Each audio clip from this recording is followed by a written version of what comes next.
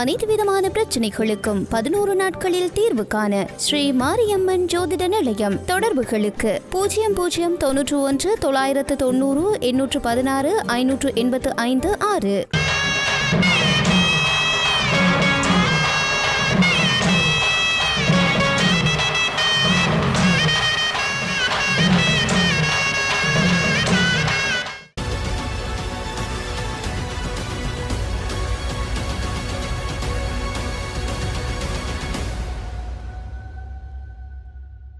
காசா போர் நிறுத்தம் ஏற்பட்டால் இஸ்ரேலை ஈரான் தாக்குவதிலிருந்து தடுக்க முடியும் என்று அமெரிக்க ஜனாதிபதி ஜோ பைடன் தெரிவித்துள்ளார். ஈரானில் ஹமாஸ் தலைவர் கொல்லப்பட்டதால் ஆத்திரமடைந்த ஈரான் இஸ்ரேலை பழிவாங்க துடித்துக் கொண்டிருக்கின்றது. இதனால் மத்திய கிழக்கு வட்டாரம் பதற்றமான சூழ்நிலையில் உள்ளது.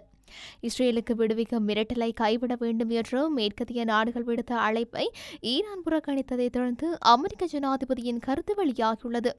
கடந்த ஜூலை 31 டெஹ்ரானில் நடந்த ஜனாதிபதி மசூத் பெஷக்கியான் பதவியேற்பு நிகழ்ச்சியில் கலந்து கொள்வதற்காக இஸ்மாயில் ஹனியே சென்றபோது கொல்லப்பட்டார். இதற்கு இஸ்ரேல் தான் காரணம் என்று ஈரான் அதன் நட்பு நாடுகளுக்கும் குற்றம் சாட்டி வருகின்றன. இதனை இஸ்ரேல் மறுக்கவோ ஆமோதிக்கவோ இல்லை. பேரூட் மீது இஸ்ரேல் மேற்கொண்ட தாக்குதலில் லெபனானில் உள்ள ஈரான் ஆதரவு பெற்ற சக்தி வாய்ந்த போராளி அமைப்பான ஹிஸ்புல்லாவின் மூத்த தளபதி ஒருவர் கொல்லப்பட்ட சில மணி நேரத்தில் ஹமாஸ் தலைவரின் மரணத்துக்கு பழிவாங்க ஈரான் சபதம் எடுத்தது. இஸ்ரேலுக்கும் ஹமாஸுக்கும் இடையே போர் நிறுத்தம் ஏற்பட்டால் ஈரான் தாக்குதலை கைவிடுமா என்று கேட்பதற்கு அதுதான் என்னுடைய எதிர்பார்ப்பு என்று ஜோ பைடன் கூறினார்.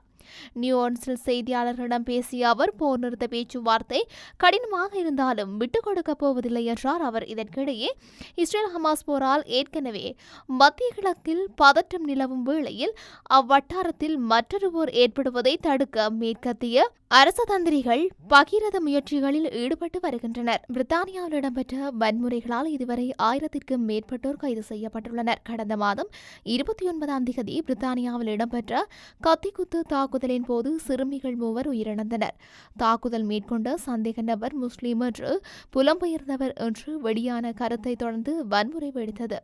இங்கிலாந்து மற்றும் வடக்கு அயர்லாந்தில் உள்ள நகரங்களிலேயே வன்முறை வெடித்தது. இந்த நிலையில் பலர் சிறையில் அடைக்கப்பட்டுள்ளதுடன் மேலும் சிலருக்கு தண்டனைகளும் வழங்கப்பட்டுள்ளன. தீவிர வலதுசாரி இன கலவரங்கள் பல நகரங்களில் திட்டமிடப்பட்டுள்ளதாக தகவல்கள் வெளியாகின. இனவரி கும்பல் சுமார் 30 இடங்களை குறிவைக்கக்கூடும் என தீவிர வலதுசாரி தகவல் தொடர்புகளை கண்காணிக்கும் ஆர்வலர்கள் அண்மையில் அச்சம் வெளியிட்டிருந்தனர். எவ்வாறாயினும் தற்பொழுது வன்முறை சம்பவங்கள் குறைவடைந்துள்ளதாக கூறப்படுகின்றது. உலக சுகாதார அமைப்பு புதன்கிழமை குரங்கம்மை உலகளாவிய பொது சுகாதார அவசர நிலையாக அறிவித்தது. இந்த நோய் சுகாதார அவசர நிலையாக அறிவிக்கப்படுவது 2 ஆண்டுகளில் இது 2வது முறையாகும். ஹாங்கோவில் இந்த நோய் பரவியுள்ளது. இது அண்டை நாடுகளின் பிடியில் வந்துள்ளது. குரங்கம்மை என்பது பெரியம்மை போன்ற ஒரு வைரஸ் நோயாகும். வழக்கமாக இந்த வைரஸால் ஏற்படும் நோய் தொற்று பல பக்க விளைவுகளை ஏற்படுத்தாது. ஆனால் அரிதான சந்தர்ப்பங்களில் ஆபத்தானதாக மாறக்கூடும். இது காய்ச்சல் போன்ற அறிகுறிகளையும் உடலில் சீழ் நிறைந்த புண்களையும் ஏற்படுத்துகின்றது. இந்த வைரஸ் ஆர்த்தோபாக்ஸ் வைரஸ் குடும்பத்தில் உறுப்பினராக உள்ளது. இது பெரியம்மைக்கும் காரணமாகும். குரங்கம்மையின் வெவ்வேறு வெடிப்புகளில் இறப்பு விகிதங்கள் வித்தியாசமாக காணப்படுவதால் உலக சுகாதார அமைப்பு கவலை கொண்டுள்ளது. சில நேரங்களில் இது 10%க்கும் அதிகமாக உள்ளது. இது ஒரு தொற்று நோய் என்பதால் இது மிகவும் ஆபத்தானது. எனவே இது தொடர்பாக உலக சுகாதார அமைப்பு உயர்மட்ட எச்சரிக்கையை வெளியிட்டுள்ளது. ஆப்பிரிக்க நோய் கட்டுப்பாடு மற்றும் தடுப்பு மையங்கள் படி இந்த ஆண்டு இதுவரை ஆப்பிரிக்க கண்டத்தில் 17,000க்கும் மேற்பட்ட குரங்கம்மை பாதிப்புகள் பதிவாகியுள்ளன.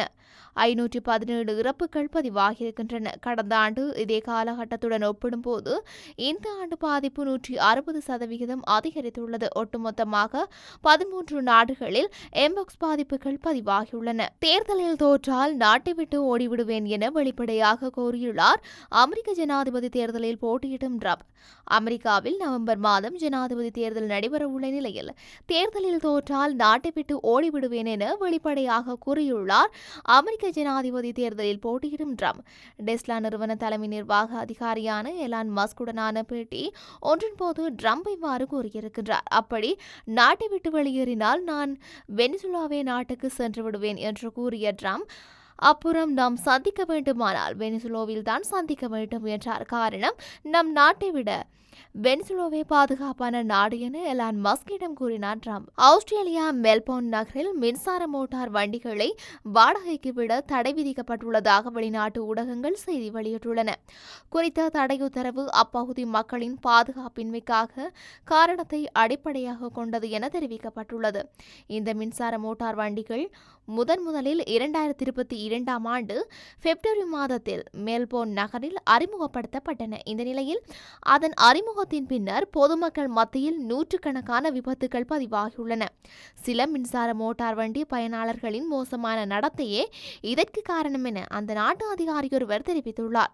அது மாத்திரமன்றி பலர் நடைபாதையில் சவாரி செய்வதுடன் அவற்றை மக்கள் சரியாக நிறுத்துவதில்லை. அவை நகரத்தில் நிறுத்தப்பட்டுள்ளன. இதன் காரணமாகவே விபத்துகள் அதிகரித்துள்ளன என மெல்போர்ன் நகரின் முக்கிய மருத்துவமனை ஒன்று 2023 ஆண்டு டிசம்பரில் அறிக்கையொன்றை வெளியிட்டது.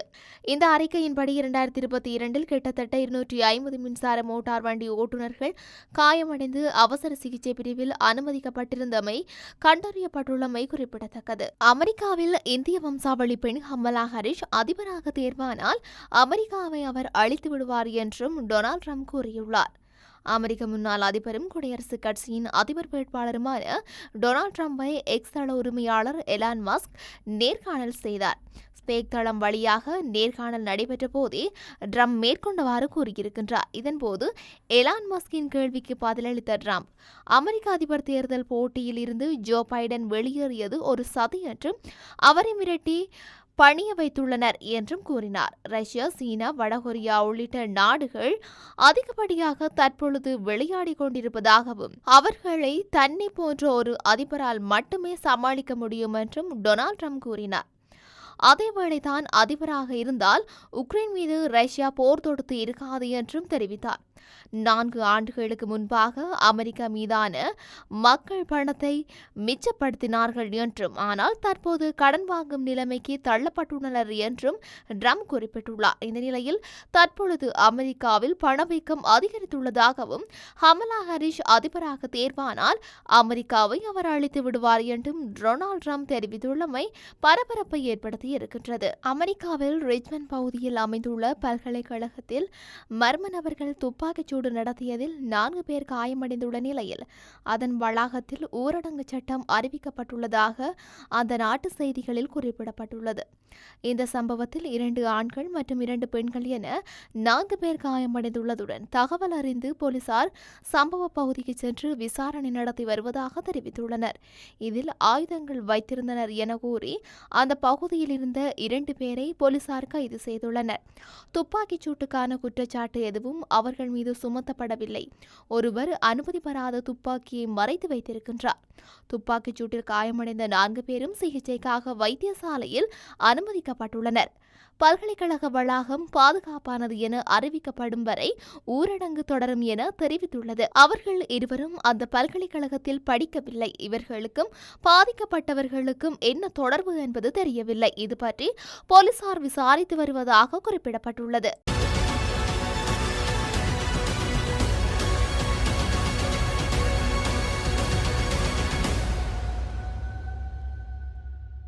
அனைத்து விதமான பிரச்சனைகளுக்கும் 11 நாட்களில் தீர்வு காண ஸ்ரீ மாரியம்மன் ஜோதிட நிலையம். தொடர்புகளுக்கு 0091 990 816 585 6.